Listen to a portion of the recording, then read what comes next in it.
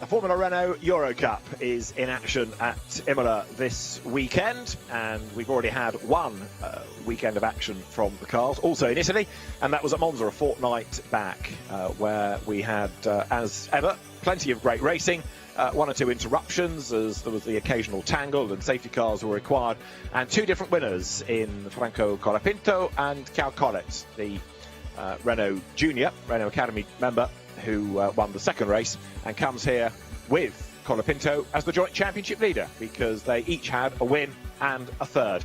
Two races as ever here at Imola. Cars on track for our first qualifying session. This is for the second race grid. The way that it works is that Q1 is race 2 grid and Q2 is race 1. So this is for tomorrow that they are now contesting qualifying for, and it is the 50th season of Formula Renault. As you see from the logo, it's a championship with an amazing track record, amazing pedigree. And as you look at 51 out on the circuit, this is the car of Hungarian driver Laszlo Toth, who is another of pretty much everybody on this grid is a driver to keep an eye to, because he's somebody else with plenty of ability and is a driver in a big hurry, ex-Formula 4 racer, and somebody that drove in the FIA Motorsport Games that we had at Vallelunga last October. Give them a couple of laps then to sort themselves out. This circuit, 4.9 kilometres long. They're going to be 17 lap races, all being well, because they're timed races, but that's the expectation. And with the fastest lap through testing of William Alatalo, we'll come to him in due course, in the 1:40s.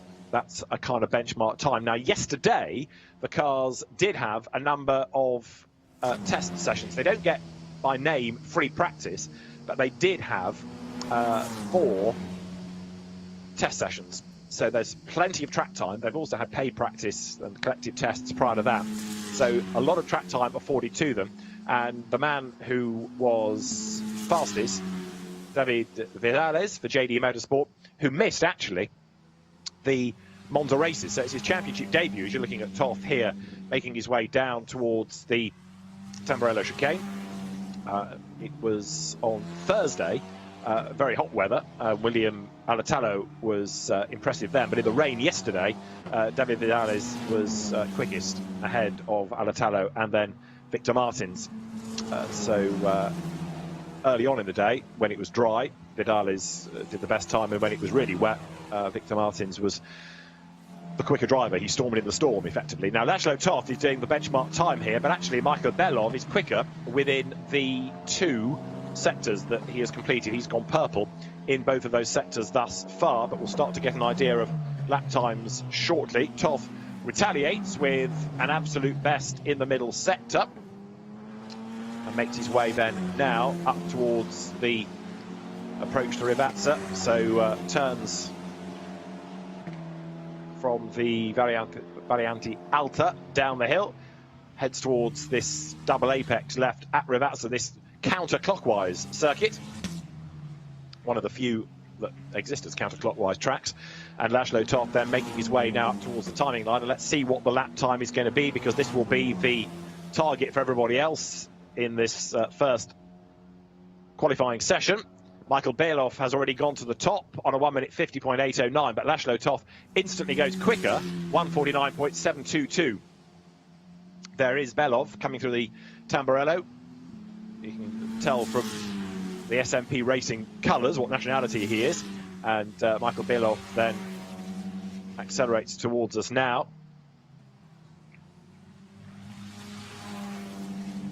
Belov, who has been racing already this season in the winter months in the Asian Formula 3 Championship. He drove in Italian Formula 4 and the UAE Formula 4 Championships last season. He's driven in Formula Academy in Finland, the SMP Racing program that has also produced, amongst others, Sergei Sorokin, who is racing here this weekend within the GT events.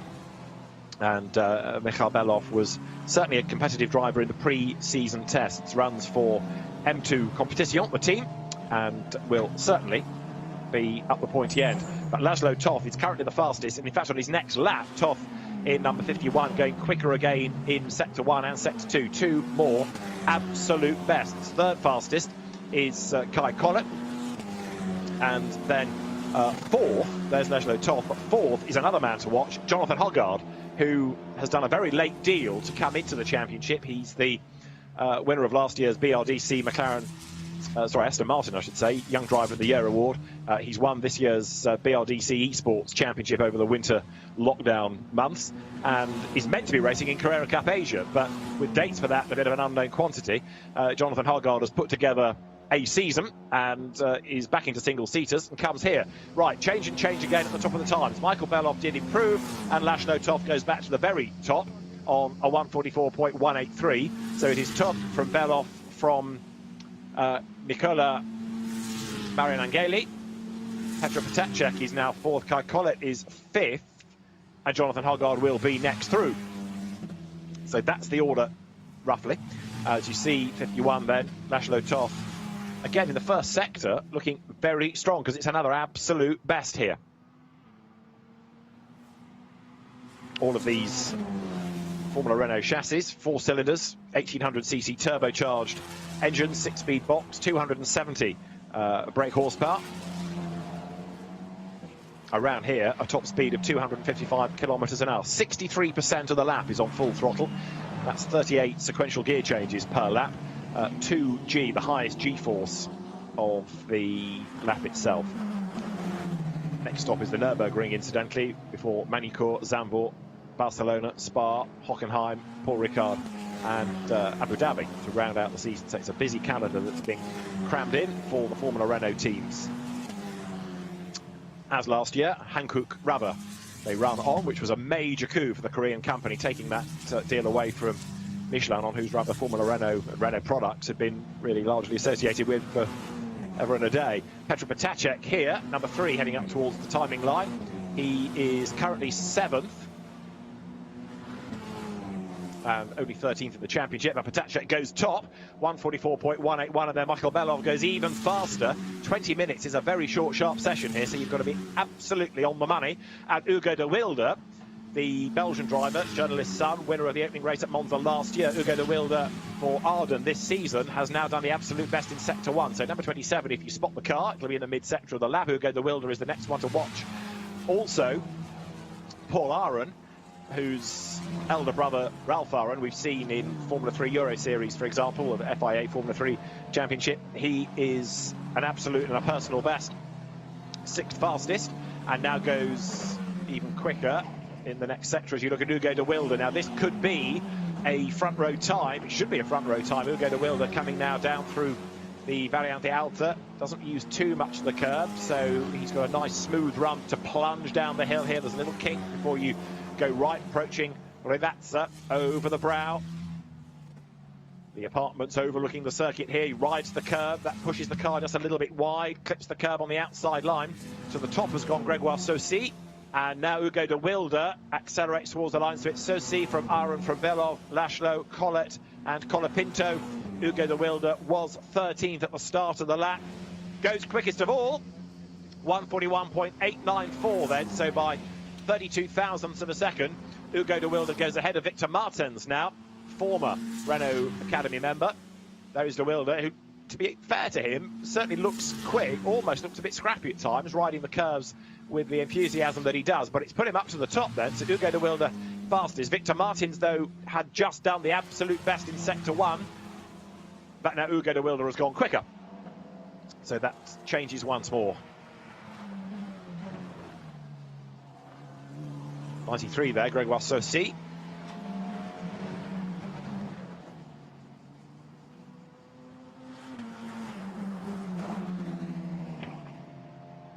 With a squeal of tyres, he's compromised the run into the Variante Alta, so Saucy gets forced out wide. He was already 2/10 down in Sector 1. He made them up in that middle sector, but the danger is now this is going to unravel a little bit. He's still up near the pointy end, which is good. It is Arden from ART Grand Prix, 2nd, 3rd and 4th at the moment. Martin, Saucy and Aron all for ART, which has turned out to be one of the top junior teams over the years. There is Gregoire Saucy now going up towards the line.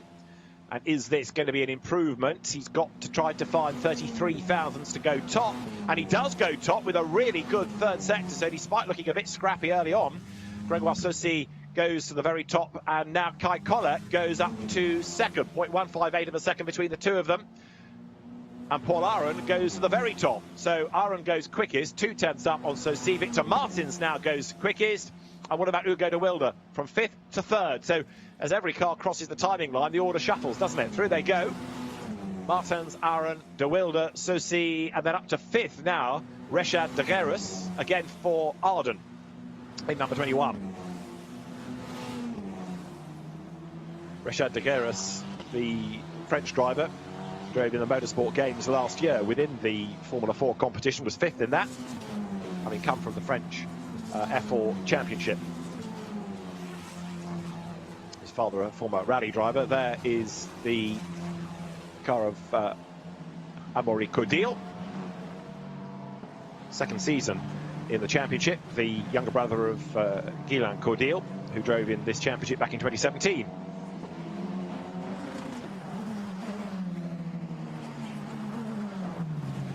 So there, Codil looking as though this should be an improvement, because he's got 2 personal bests in the sectors, and he does need an improvement because he's got a long way down at the moment. He was 16th at the start of this lap. Now, William Alatallo has just gone to the very top of the times. I was about to get excited about an absolute best in the sectors, but William Alatallo, who's looked really good around here in testing, has put himself up to the top of the times. He's only 8th in the championship after a subdued time at Monza, but the very rapid Finnish driver, William Alatallo, up to the fastest time briefly. Kai Collett now goes a 10th quicker, and Amaury Codil goes 17th. So it wasn't that sparkling a lap in the end. Jonathan Hoggard still learning about new circuit, new car, 19th, but there's more to come from the very quick British driver.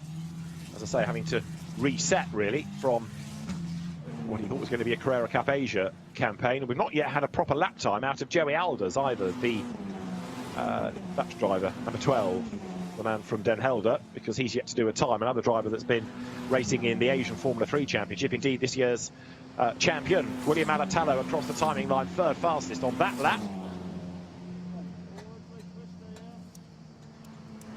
So Victor Martins remains at the top, and is now with an absolute best within the first sector. David Vidales up to 2nd fastest for JD Motorsport. Now, it's taken him a little while to start the session, if you like, but when it counts, he's up there. So David Vidales improving all the time now.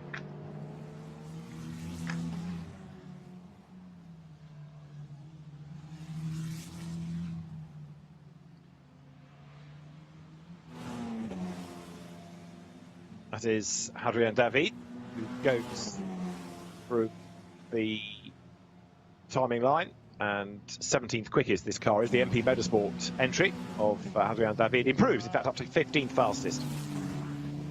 So Victor Martins remains quickest. David Vidales, the newcomer to the championship for this weekend, the Spanish driver, number 32, has now lost second on the grid because Kai Collett goes up to the very top. There is Vidales, but it's been quite an impressive arrival on the scene, hasn't it, for the rookie? Makes the climb up the hill here. So Collett, Martins, Vidales, Sosi, Aron, Alatallo was the order. That changes once again because Hugo De Wilder goes up to 3rd. David Vidales comes out of the Variante Alta, ready to plunge downhill once again here. Is this going to be an improvement? Absolute best, personal best. It's looking good for him. And interestingly, the drivers, and I know it's a short session, but they're staying out. Once they're on track, they might have a slower lap just to bring the tyres back in, but they're not pitting, they're not wasting time, they're staying out there so they can instantly respond. Up towards the timing line goes Vidales. He will break the beam, and is that going to improve? Yes, it does, from 5th to 2nd, with 2 personals and then an absolute in that final sector, an absolute best right at the very end. So Kai Collett, there he is, heads the times at the moment, part of the Renault Sport Academy. He's managed by Nicolas Todd's all-road management lineup, the Brazilian, and came from Formula 4 in France. There's one slow car rejoining and a yellow flag on track there, you saw. We've had Brazilian winners of Eurocup before, Enrico Bernoldi, Felipe Massa, Augusto Farfus, but can we get Kai Collett onto the mix this year? Down the hill he drops. Yellow flags up the road. You saw the yellow lights are flashing. So who is it that's gone off the road? This compromises people's efforts through Rivazza.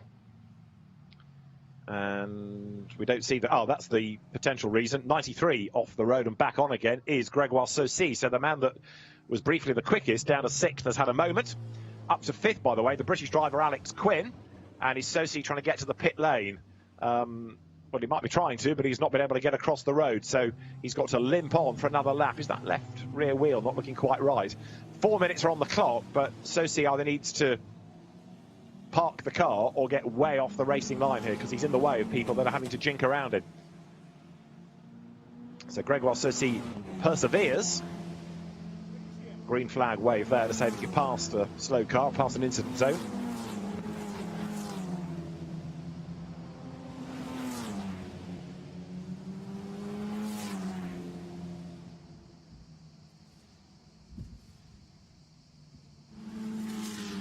There is the aforementioned Alex Quinn.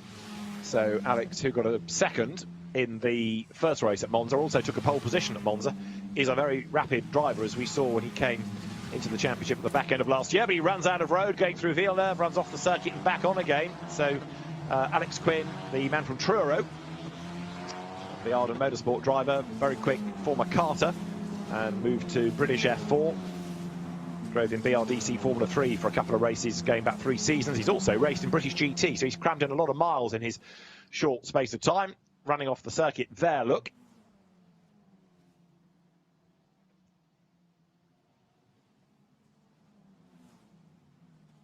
Got away with that, didn't do too much damage to the car.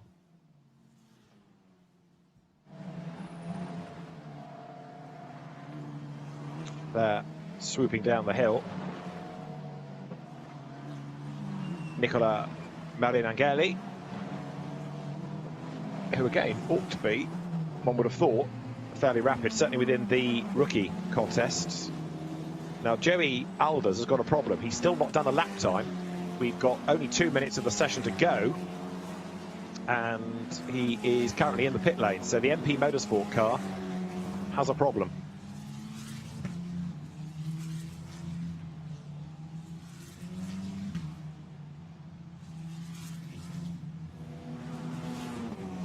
Skim of the curb there, as to the timing line comes Marinangeli.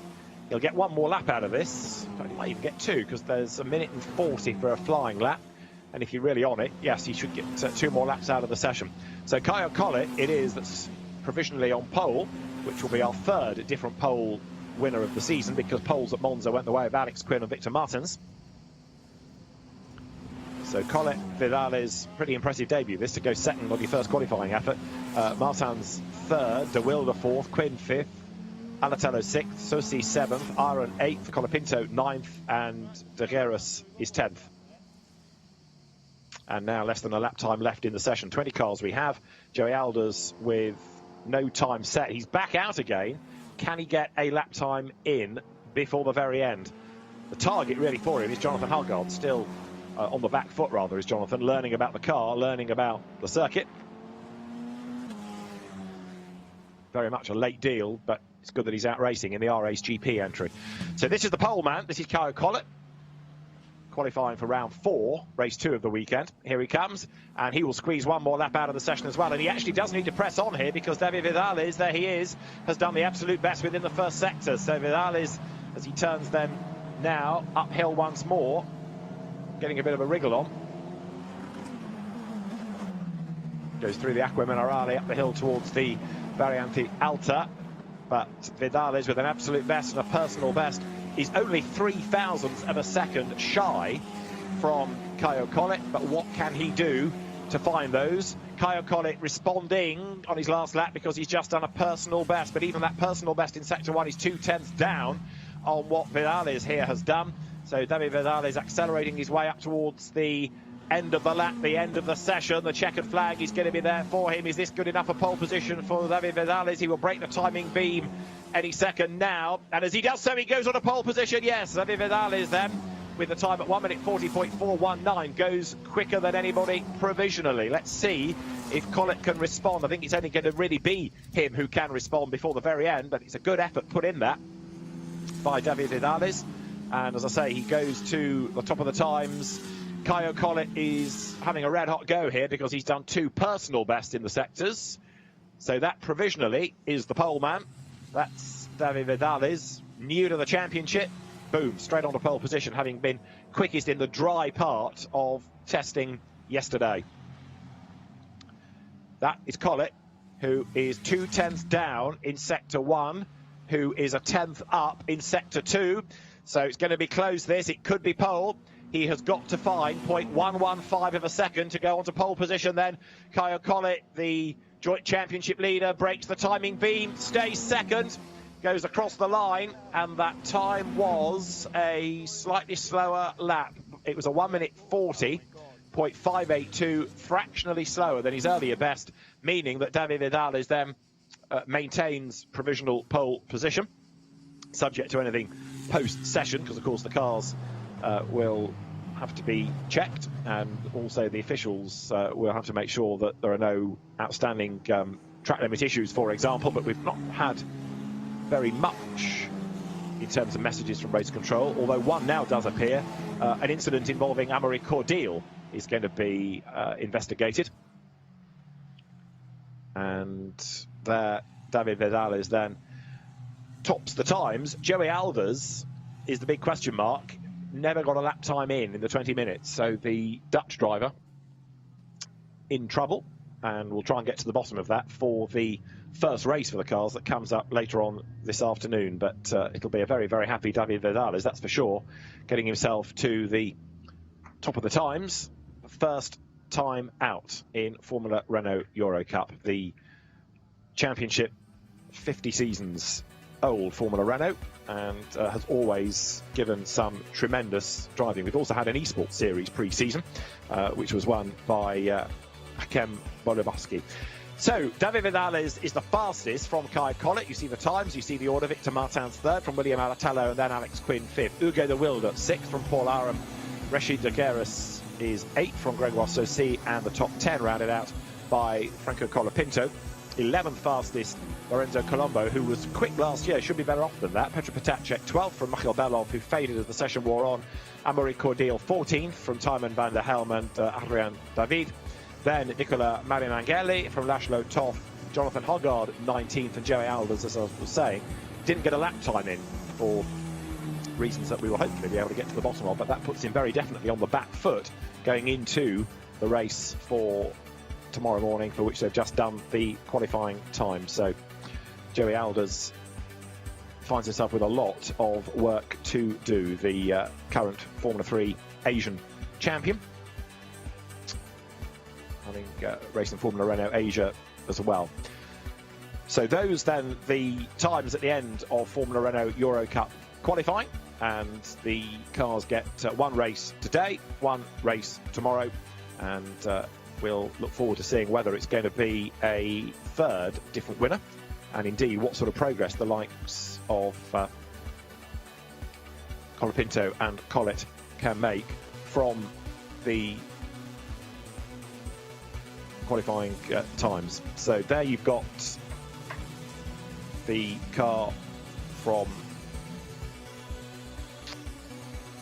Petr Potacek. Early dramas, number 71, Amaury Cordial, going off the road. And I'm telling you a lie about the timetable, aren't I? Because it will be this qualifying session for today's race, given the way the timetable is crammed into 2 days for Renault rather than for 3, apologies. So it will be this grid for today's race, unlike last year where it was the other way around. David Vidales is the man who comes out on top. Great session for him. We look forward to race 1 this afternoon.